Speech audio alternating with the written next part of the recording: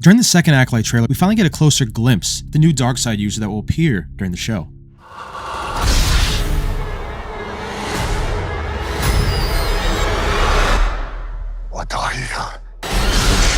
And when we look into the appearance of this new Darkseid user, it's actually shocking for quite a number of reasons, and it may even have to do with the return of Abeloth, the Darkseid Celestial.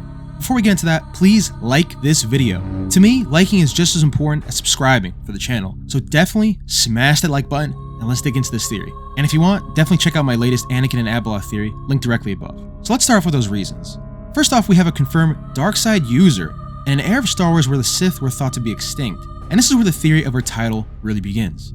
To work with George Lucas canon, the Sith cannot really reveal themselves to the Jedi at this time, 300 years before the Skywalker saga. Otherwise, it will completely break the original canon, because in The Phantom Menace, it was famously said the Sith were thought to have been extinct for millennia. Secondly, for the purposes of this theory, we really need to focus on the mask of the Darkseid user. In our current canon, there's no one with a mask really bearing resemblance to a Joker-esque smile of teeth, and even in Legends, this kind of mask was extremely rare. However, in the Star Wars universe, we do see this kind of Darkseid similarity take place in another person. Look no further than this photo of the Darkseid Celestial known as Abeloth. Abeloth, who was originally a mortal being 100,000 years before the Skywalker saga, consumed the divine elixirs of the son and the daughter of Mortis. Out of fear for growing old and losing what she thought was her family, in turn, she turned into the monstrosity of evil we see here. And in turning into this monster, she became to look as such. According to the novel Fate of the Jedi Allies, Abeloth was described as a monstrosity of sunken eye sockets, but more importantly, having those sharp, pointed teeth.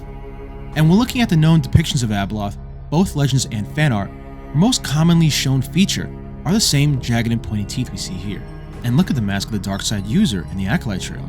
Further evidence of Abeloth having returned also comes in Legends form, because she's known to call out to those in the galaxy who are most susceptible to free her from exile so that she may rise again and reshape the galaxy to that of her new family.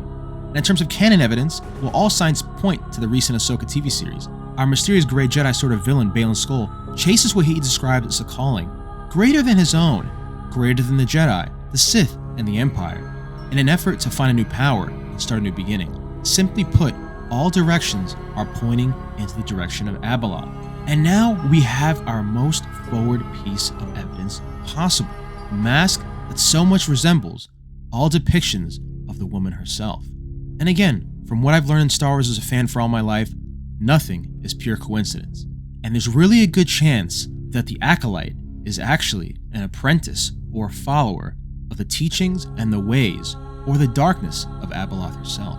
So what do you guys think? Are we headed towards a destiny that has us meeting the most powerful force being ever in this Darkseid Celestial? Or are we just grasping at straws? For more Abeloth content, check out these videos linked down below, and may the Force be with you, always.